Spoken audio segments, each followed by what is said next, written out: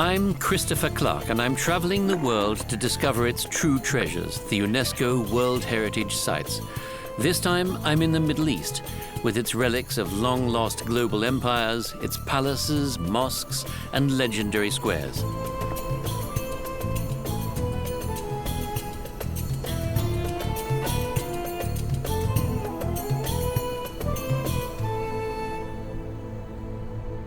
My journey will take me to Isfahan, to Persepolis, Tehran, and Yazd in Iran. But first I'm headed to Jordan, into the desert of Wadi Rum, and to the old Nabatean city of Petra, carved into the cliffs.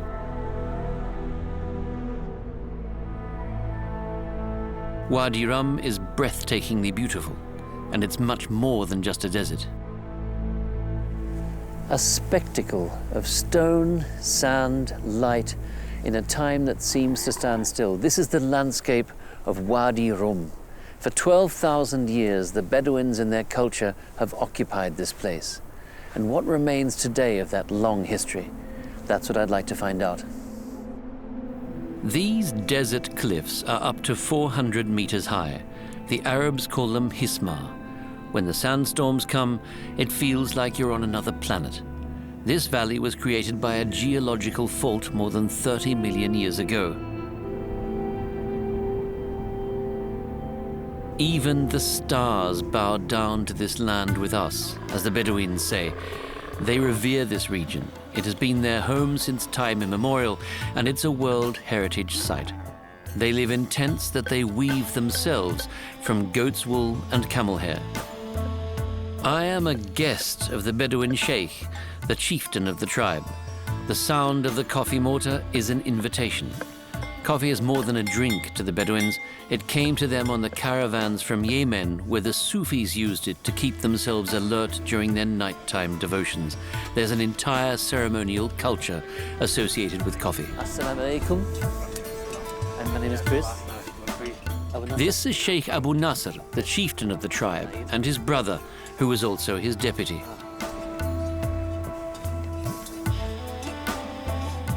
Abu Nasr, how long has this tradition existed, coffee? Coffee? Yeah. Yes. We've been brewing coffee for thousands of years.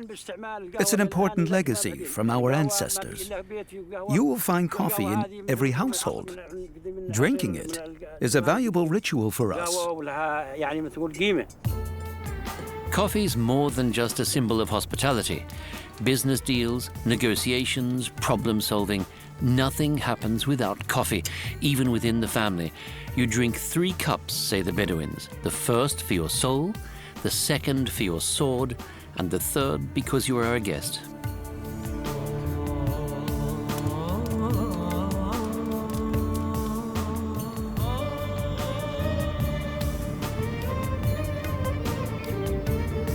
This is where the nomadic tribes who passed through this region 3,500 years ago depicted their world. Themselves, of course, as hunters, but also the domesticated animals, without which life in this part of the world would have been impossible. And we see here not just images, but also letters. Letters from the 3rd century before Christ, a reminder that literary culture, the culture of writing, has a long tradition in this place. I am meeting with the Bedouin Ali Muhammad, who is explaining the importance of this cultural site to me and upholding the legacy of his ancestors. Ali, thank you for coming. My pleasure, thank you. People use this route for camel caravans between Hejaz in Arabia and the Mediterranean Sea. The caravans travel through our region, Wadi Rum. This spot here was a campground. The images and writings point to the coast. Goods were traded here. Leather from Arabia might be exchanged for silk or textiles from India or China, for example. Ali, are you personally proud to be able to call these people your ancestors? Yes, I'm very proud. We are Bedouins. We own camels. We used to transport all the goods in our caravans. Now we have settled in Wadi Rum and are very proud of our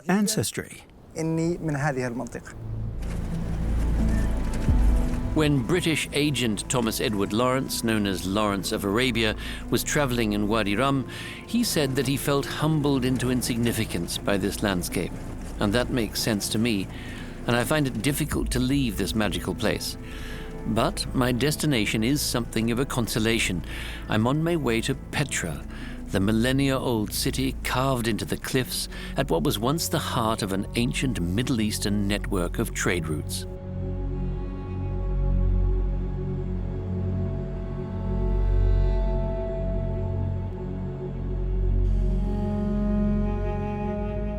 The Nabatean people lived here. Petra was their capital, with palaces, temples, and tombs once lining a processional route.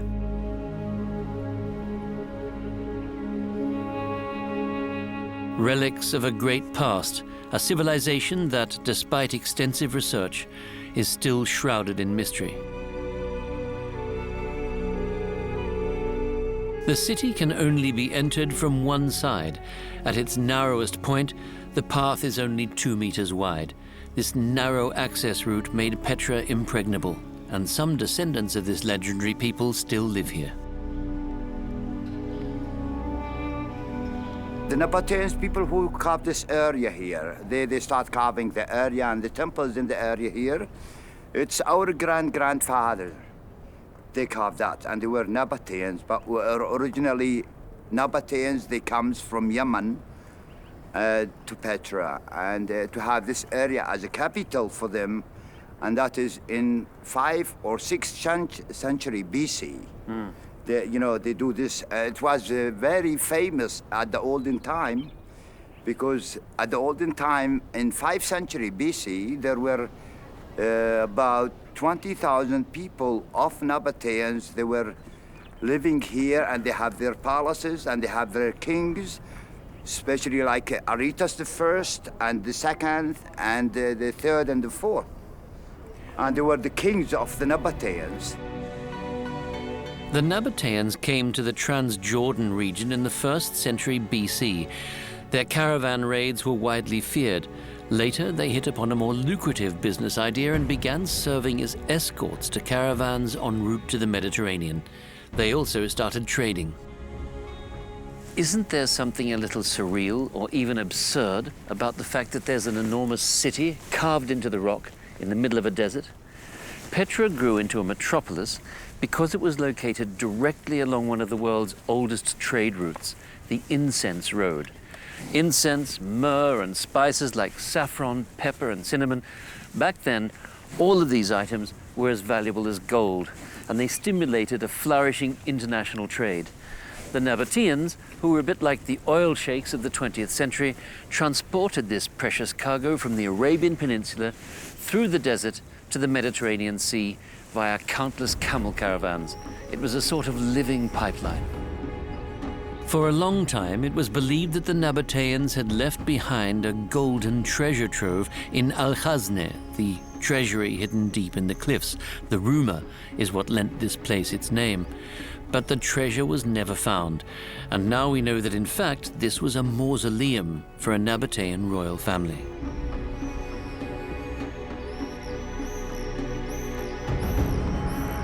The elaborate facade tells a story of the power of this people who conquered more and more territory.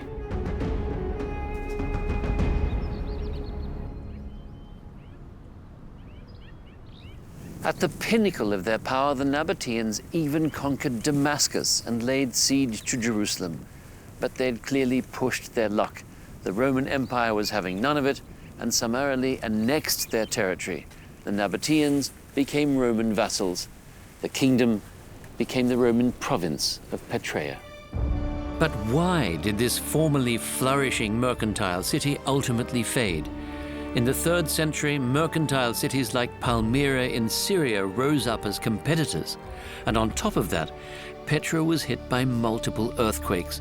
No one knows exactly why the city was abandoned, but we are learning more and more about the architecture of this place, which is being explored on behalf of UNESCO by archaeologists like Giorgia Cesaro.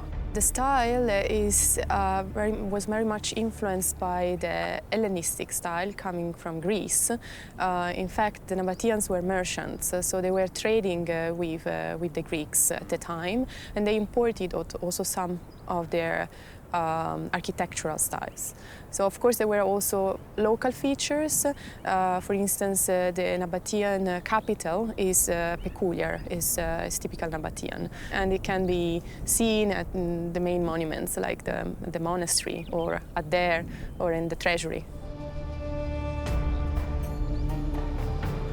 Today, Petra is mainly under threat from the large volumes of water that collect in the recesses of the cliff face during heavy rain. The water continuously hollows out the structures and can lead to avalanches. The Nabateans knew how to handle these risks. Water needs to be managed appropriately, and Nabateans knew how to do that. And they were incredible engineers, hydraulic engineers. So they were able to divert waters in order to prevent floods in the site, but also to manage water for living uses and to store water. Again, for the house and to live. And all these features are visible today. And if we could reactivate all of these, we could probably reduce the risk of floods at the site. A large-scale UNESCO program involving a team of geologists has been set up to protect the Petra sites from earthquakes and from enormous chunks of falling rock. Experts are training locals from the surrounding wadis. They can help the missions to protect this World Heritage Site, for which they feel an almost proprietorial responsibility. The knowledge of the Nabateans, who were expert engineers, is now being put back into practice here. We have, see here, channels. Yeah. We need repair or restoration the channels for the water, because some water go from up there to the wall to make some damage in to save this is wall to save this structure. Okay, to make a contour plan and management to the water. Fantastic, thank you very much. And you look through here, is that right? Yeah. Okay. Of course. If I can see right into that. And this is also how they search for loose pieces of rock that are on the verge of falling and causing damage during the next storm. Thanks to these special techniques, loose rocks can be encased and secured. It will take many years to complete this work, but in the end, it will help to preserve this World Heritage Site for generations to come. How many anchors you put it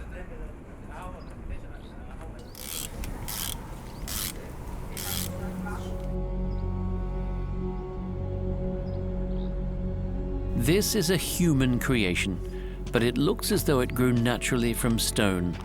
Architecture in elegant synergy with the physical environment.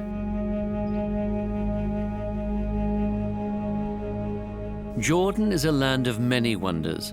I'm headed into the desert east of Amman, which is home to this gem, Qusair Amra, built in the 8th century AD. Caliph al-Walid ibn Yazid of the powerful Umayyad dynasty commissioned the construction of this little pleasure palace. But why here, of all places, in the middle of a desert, where at most you could expect to have a few Bedouin families as neighbors? In the Middle Ages, the German Kaisers traveled from Palatinate to Palatinate, and the caliphs of the Arab world did much the same. They would relocate their entire court along with them every time they had to travel in order to demonstrate their power to the various Bedouin tribes within their often enormously extensive territories. This lovely spot, a little desert palace, is only about the size of an average 3-room apartment, about 80 square meters. But a whole universe was contained within this space, the world of the Umayyads, the first powerful rulers in the history of Islam. Assalamu alaikum. The frescoes in this treasure chamber are unique. They were painted into the fresh plaster. The images depict the joyful, hedonistic quality of life at an early Islamic court.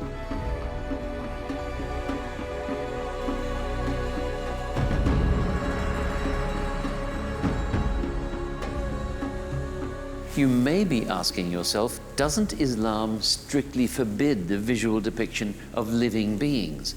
Well, it's true that today many Muslims believe that since God is the sole creator, no artist has the right to imitate that original act of creation. Whether this injunction can really be unambiguously derived from the Quran is debatable. By the time the prohibition of images started to come into effect in the late 8th century, the sumptuous festivities at the court of Caliph Al-Walid II were a thing of the past. As for what went on in this bathhouse back then, I'll leave that up to your imagination. These frescoes offer extraordinary insights into early Islamic art. One inscription reads, "May Allah make Al-Walid ibn Yazid virtuous." Perhaps there was a reason for that. In any case, it's clear that Al-Walid had his pleasure palace built when he was still a prince, and he definitely made use of it.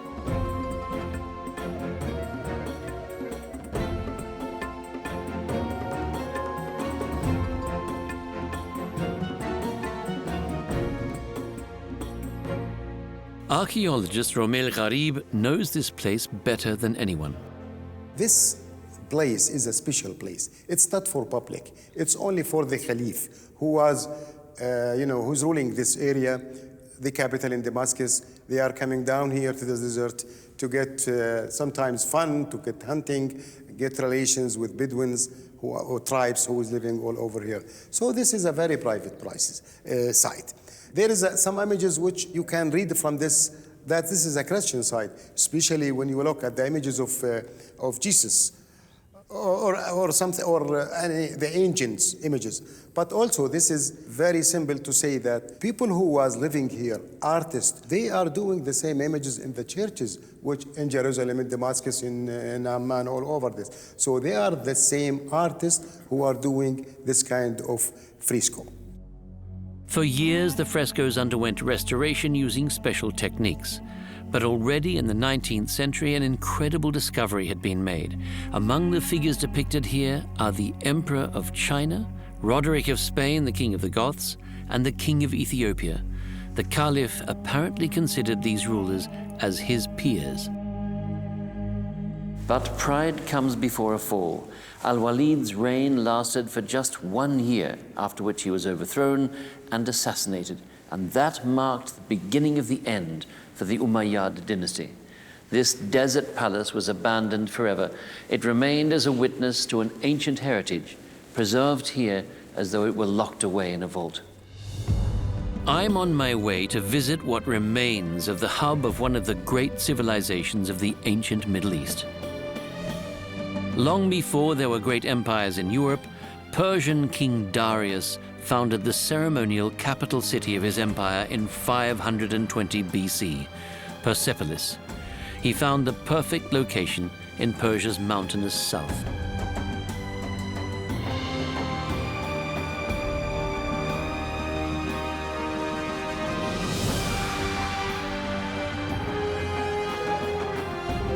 The old Persians called it Parsa.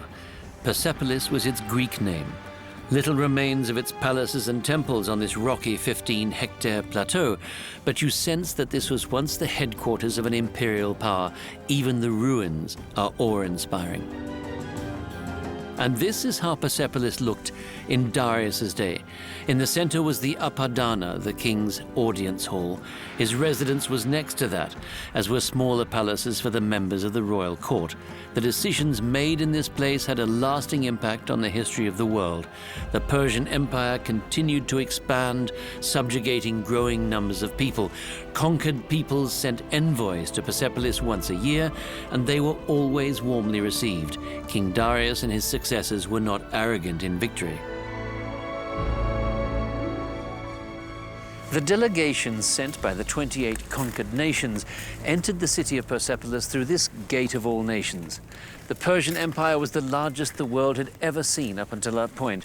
Around 500 years before Christ, the empire comprised 44% of the global population at the time, and it extended from Egypt in the west through Turkey and all the way to Afghanistan and Pakistan in the east. The Gate of All Nations was an advertisement of the empire's pretensions.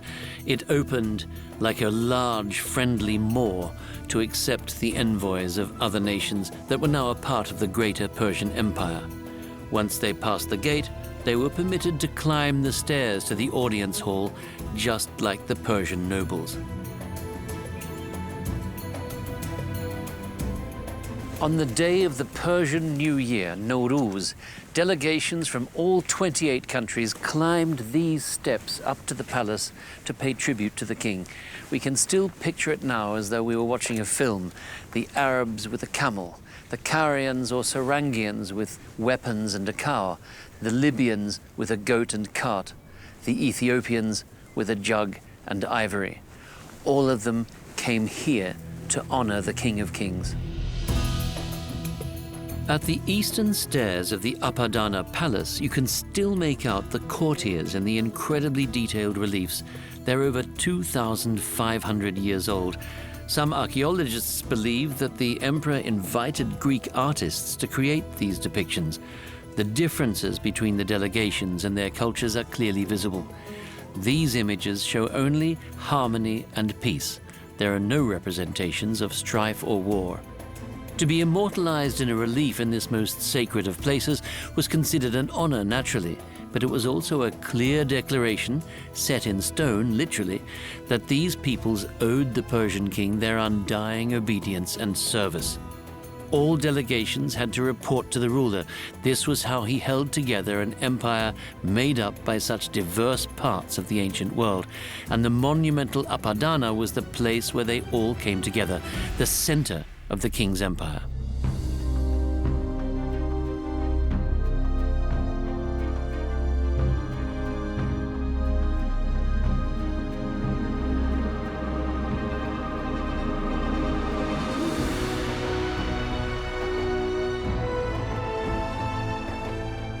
This was the seat of imperial rule, and in the conquered territories, governors known as satraps were installed.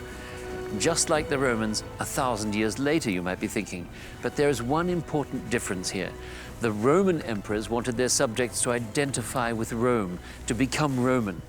The Persians too were absolute rulers. They referred to themselves as Shahanshah, or King of Kings. But unlike the Romans, they permitted diverse religions and cultures in their empire. In fact, they were proud of that diversity. Naturally, they ruled with an iron fist, but that iron fist was wearing kid gloves, so to speak.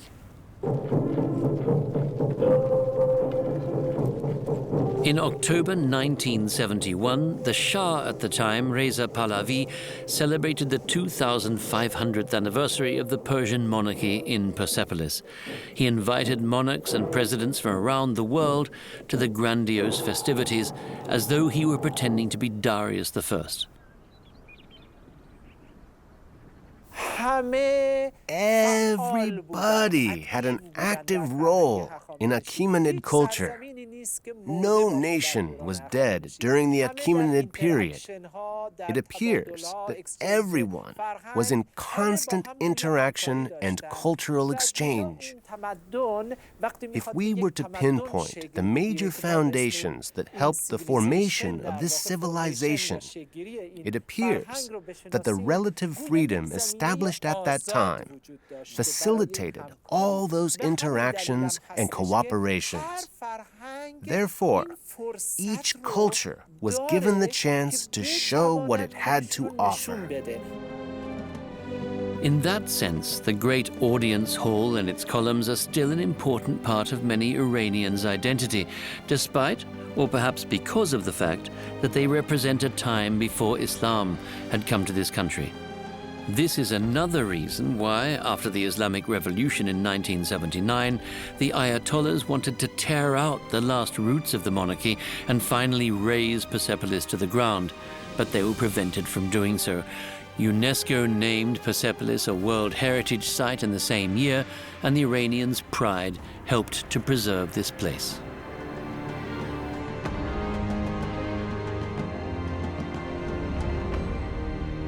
Of course, the Persians weren't merely kind-hearted philanthropists. If they had been, they wouldn't have waged bloody wars or conquered so many nations. But when Cyrus the Great took Babylon, he did something that no conqueror before him had ever attempted.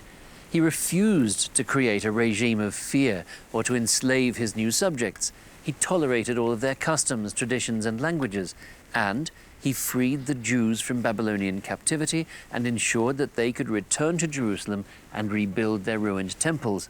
With this act, Cyrus the Great earned himself a place in the Old Testament of the Bible.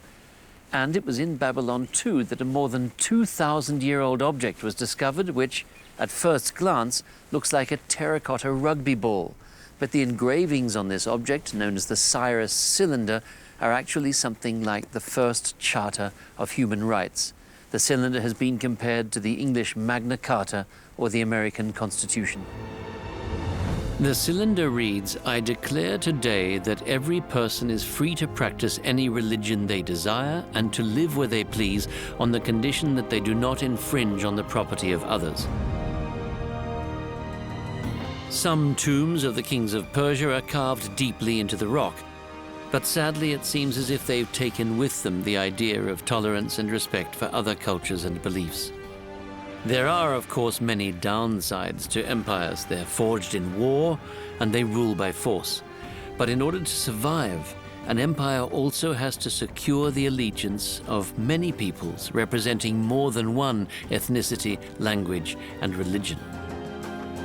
Persepolis continues to act as a reminder of one of the most powerful world empires, and it's a source of pride for Iranians who remember that their country once hosted this most civil of ancient civilizations, a civilization whose descendants extended into the modern era. Here in Persepolis, you find inscriptions all over the ancient ruins, and they stem from different historical periods. This one is 1,700 years old. It comes from the Sassanid era, and it marks the visit by one of the satraps of the Shah, a certain Shahpur, the visit that he made to Persepolis about 1,700 years ago. And of course, he's wanted, with this inscription, he's sought to connect his name with the prestige and the value of this place. And here, on the other hand, we have an inscription from the 19th century, from the year 1876 to be precise, when the ruler of that time, Nasr-ed-Din Shah, came to Persepolis. And this inscription marks his visit. But what's interesting about this particular inscription is that in 1979, at the time of the Islamic Revolution, the name of that ruler, Nasr-ed-Din Shah, was removed. It's been chiseled away by a supporter of the revolution. And over here, the same has happened with the formula Shahenshah, King of Kings, because after that revolution, this figure in particular, Nasr-ed-Din Shah, had become an unperson. He was no longer wanted. The memory of him was to be erased. He was irrelevant. And then, in the middle of the First World War, Sergeant Lucas of the 21st Lancers inscribes his way into world history with this very simple piece of graffiti. It's the presence in one place of all these layers of time that's so fascinating. It almost makes you dizzy. The glories of Persepolis were already a thing of the past when Alexander the Great defeated the armies of Darius III in 331 BC.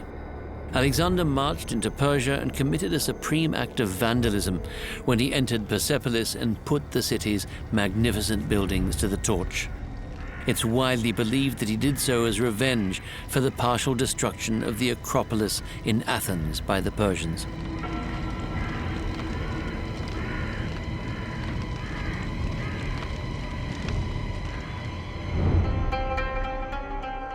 In the 18th century, Tehran in the north of the country became the capital and the Shah's place of residence. The official seat of the monarchy was Golistan Palace with its extensive gardens. At first glance, it seems as though this place is a celebration of the ancient Middle East. But a new era was beginning. Soon the country would no longer be called Persia, but Iran, the land of the Aryans, a master race. It was a message to the rest of the world, to which Iran was increasingly turning its attention. For 2,500 years, the mixing of diverse cultures was a key feature of the Persian Empire in its various iterations. And then in 1848, when Shah Nasr ad-Din ascended the throne, a new element was added: Western culture. The Shah was an enthusiastic traveler to Western Europe, and he was determined to implant its culture in his Persian homeland. Persian influences were pushed into the background, and the Golestan Palace in Tehran is a fascinating symbol of a process of cultural change that would come to a tragic end in the 20th century. The tens of thousands of mirrors endow this UNESCO World Heritage Site with an Oriental mystique. But the architectural style was conceived in imitation of English and French palaces. This palace is a synthesis of everything the builders had seen on their many trips through Europe. Alienated from their own traditions, they wanted to play cultural catch-up. English paintings and French porcelain were essential.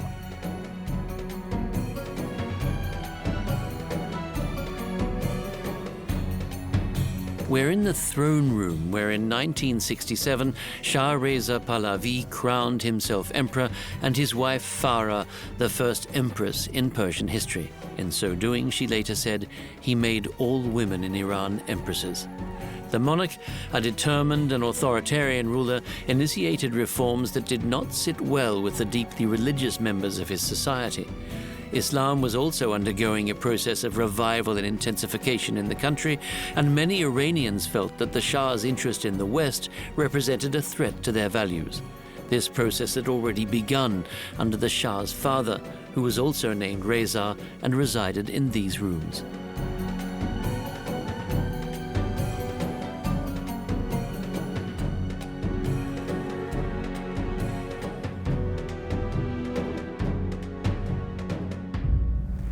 I can't help wondering what pious Muslims made of images like this. For example, the clergymen, who were also routinely invited to court occasions. And then came the revolution in 1979. Many groups supported the revolution, but it was the religious who came to dominate the new regime. The Shah and his family fled the country, and Ayatollah Khomeini transformed Iran into a strict theocracy. Persia had once absorbed Islam, Persianizing it. Now Islam absorbed Iran. The Imam's name and image are still omnipresent in the Islamic Republic. The square in front of the Jame Mosque in Isfahan was renamed after Khomeini. The city's ancient tradition was folded into the new normality of clerical rule. But history can never be completely erased. When French traveler Jean Chardin arrived in Persia in 1666, he wrote that he found himself in the happiest and most flourishing empire in the world. A magical place full of luxury, and yet so much more than a mere Eastern fantasy. Isfahan was located on the Silk Road, and the Persians traded with India, China, Central Asia, and Byzantium. This was essentially the world's first common market. The carefully constructed network of roads was the perfect complement to the ports of the Persian Gulf. And alongside Constantinople and Cairo, Isfahan became one of the world's most advanced metropolitan cities in the 17th century, with bridges and bazaars, with gardens and palaces. The heart of Isfahan is a square, and not just any square. It's said to be the largest in the world, the length of 5 football fields. This UNESCO World Heritage Site tells the story of the city's golden age. It began when Shah Abbas I named Isfahan his capital in 1598. He summoned architects and artists from every corner of the empire, an empire that was already more than 2,000 years old. There was plenty of material to work with. He wasn't exactly starting from scratch. From this spacious, airy terrace, Shah Abbas could survey his entire city of paradise. He called this expansive square in the city center the image of the world. Just opposite was his private house of prayer, to the right was the enormous royal mosque, and to the left the gate of the bazaar that he loved to visit on his own without bodyguards. Isfahan was a safe place back then. The city didn't even have a prison. Abbas I succeeded in establishing Isfahan as a global center for art, handicrafts, science, and trade. And this is the Shah, surrounded by his royal court. No one before or after him has been so passionately revered in this country. Iranians still come to admire the enormous paintings in his garden palace. And the people of Isfahan are still proud of what was created under his rule. The rich artisanal traditions are alive and well here at the bazaar. Shah Abbas loved to chat with people. He would look over the artisans' shoulders as they worked, carpet makers, textile printers, glass blowers, and especially metal workers. In the late 2nd and early 1st millennium BC, the art of metalworking was already flourishing in Persia. This technique is known as ghalamzani, the art of engraving elaborate reliefs in silver, copper, or brass plates.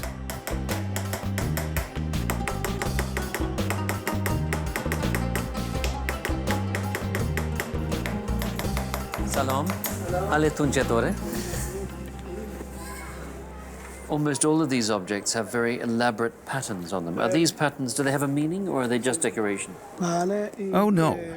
These are ancient Persepolis patterns.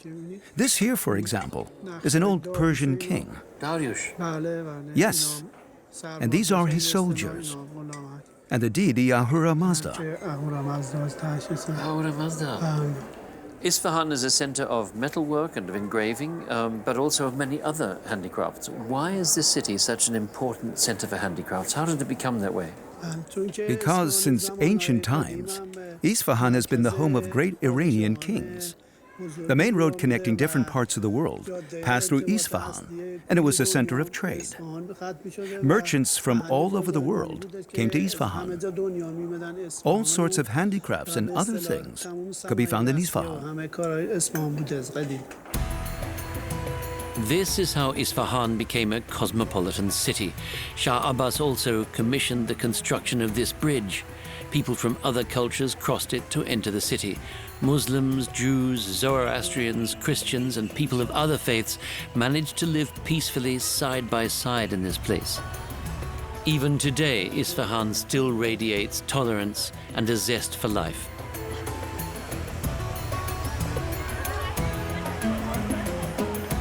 In Abbas's day, the bazaar represented trade, the palace sovereignty, and the mosque religion.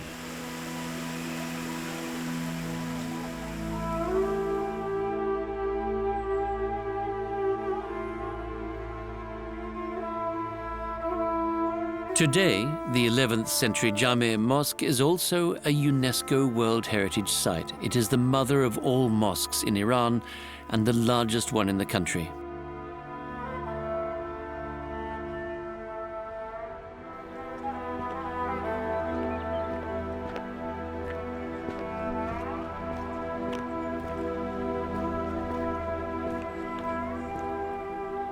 Every leader over the centuries expanded it further, added more to it to honor Allah.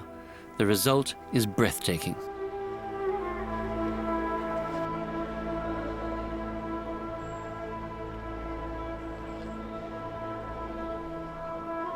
The Shah, who incidentally was born in the same year as astronomer Johannes Kepler and painter Caravaggio, invited craftsmen and artists from around the world to Isfahan.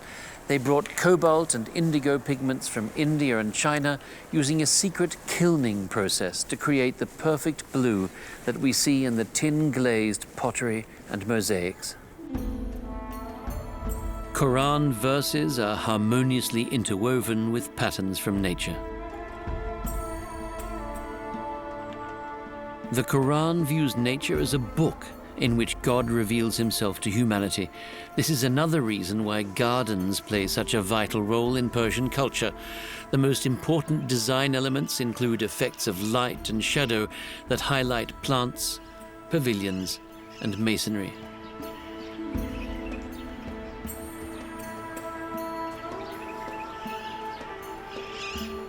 Gardens was so important to Persian culture that the old Persian term paridaida, which was synonym for garden, became the word for paradise in many other languages. The Persians essentially invented the enclosed, structured garden, and its elements influenced countless other cultures. It all goes back to Cyrus the Great, who had a garden planted around all of his palaces in the 6th century BC. They were ornate, private oases, but also symbols of his power and greatness. Persian gardens are part of UNESCO's World Heritage. Even Marco Polo described them as a paradise where the best fruits in the world grew and where the canals that ran through them flowed with milk, honey, wine, and water. Well, I couldn't find the canals Marco Polo mentions. Like many Europeans of the time, the Venetian trader bigged up his reports of the Orient with fantastical inventions. Today, our image of the Middle East is shaped more by media reports of extremism, political tyranny, and mass migration. And particularly in this age of deepening alienation, UNESCO World Heritage is all the more important. It reminds us not of what divides us, but of what unites us. In his West-Eastern Divan, inspired by the Persian poet Hafiz, the German writer Johann Wolfgang von Goethe finds words that still feel fresh after 200 years. If you truly know yourself and you know another's heart, then you'll know that East and West cannot be pulled apart.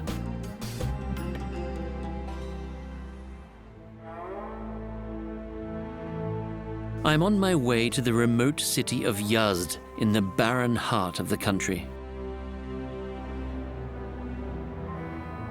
Approximately 1/6 of Iran is desert, and the Iranian deserts are legendary, the hottest and most arid areas of the country.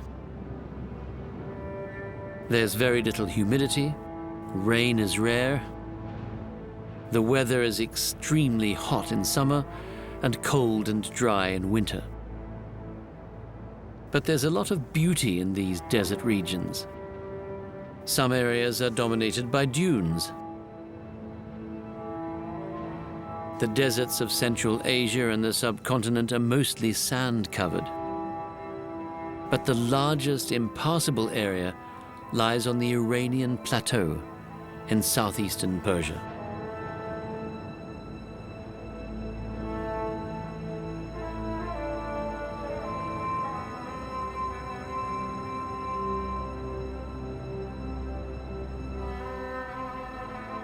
Yazd's location in the middle of a desert protected it from wars for thousands of years. When Genghis Khan's hordes descended on Persia, artists and philosophers sought refuge here. The traditional structure and design of this earthen city earned it a place in the list of World Heritage Sites.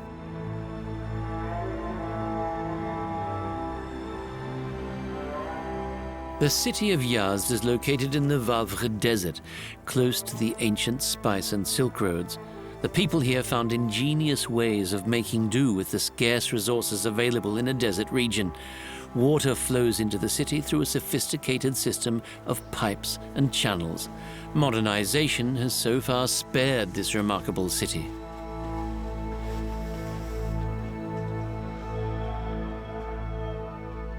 This city will truly make you feel as if you've traveled back in time. Founded next to an oasis nearly 3,000 years ago, Yazd is one of the oldest continuously inhabited cities in the world. Its architecture is perfectly adapted to the hot climate here in the middle of the desert. Even today, many buildings are constructed using clay bricks, and the city's residents still benefit from the ancient wind towers constructed on top of residential homes and above cisterns. In fact, they are part of a centuries-old air conditioning system. It's a very clever design, and I want to take a closer look. The landmark wind towers jut out above the city, shaping the skyline.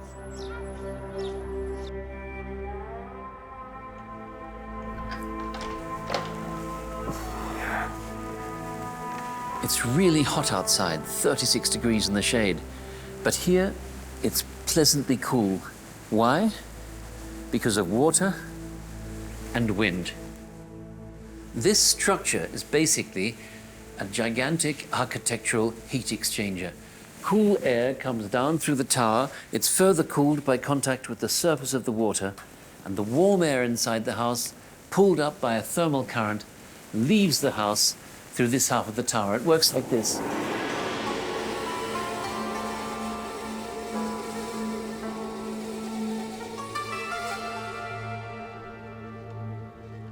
The water required for this system comes from the high mountains nearby. Deep below the Jume Mosque of Yazd is the entrance to a system of channels that was constructed back in the 5th century and provides the city's water supply. It's a technological masterpiece.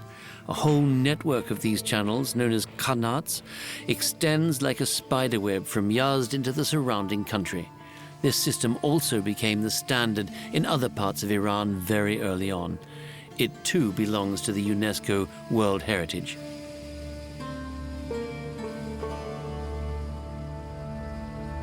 The water is collected in qanats outside the city of Yazd, close to the nearby mountains where the rain tends to fall.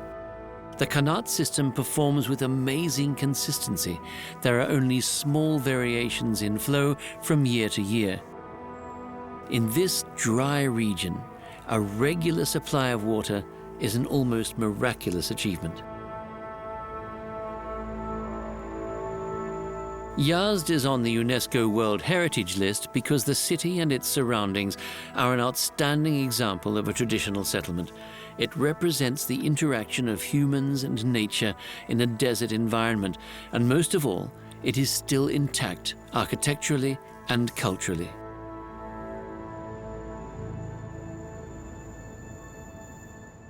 Today, Yazd remains an important center of a religion that emerged nearly 3,000 years ago and is said to have been founded by Zarathustra, a Persian poet and philosopher. There's some debate as to whether or not he actually existed at all, but the teachings of the Zoroastrian religion still survive today. They focus on the battle between good and evil, between light and darkness. It's said that good will triumph over evil on Judgment Day. Until then, people can make conscious decisions to follow the right path, the path of truth. There are 3 maxims in Zoroastrianism: good thoughts, good words, and good deeds. Mozart picks up on these themes in his most famous opera, The Magic Flute, when Sarastro sings, "In diesen heiligen Hallen kennt man die Rache nicht, und ist der Mensch gefallen, führt Liebe ihn zur Pflicht."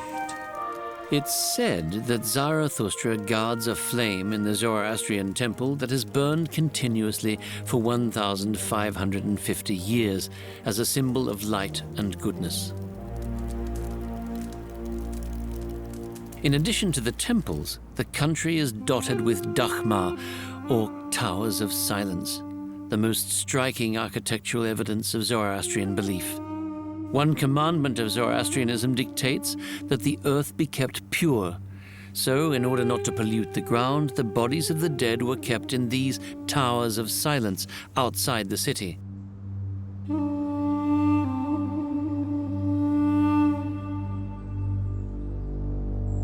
In these stone circles, their remains were left to the elements and to the birds of prey, who picked the flesh clean off their bones. The towers remained in operation into the 1970s, when the practice was ultimately banned, for hygienic reasons, as the authorities put it. But the Zoroastrian faith lives on in Iran. As I leave this remarkable country, I recall the line of a poem by Rumi, the celebrated 13th century Persian poet. "Far out, beyond our notions of orthodoxy and error in religion, there is a field, I'll meet you there. When the soul lies down in that grass, the world is too full for words." Here was a Muslim poet proposing that the foundation of faith lay not in a specific religious code, but in the compassion and love between humans. It sounds radical today. Rumi came up with it 700 years ago. For modern Europeans, the Middle East is both a politically contested region and a fantasy of sensuality and opulence. What we actually find here are the relics of great nations and civilizations and political cultures united and divided by religion. The UNESCO World Heritage Sites are interesting because they show us what has stood the test of time. Places recalling a world of diversity and sometimes of tolerance. Places of memory, but also, maybe, points of departure for a better future.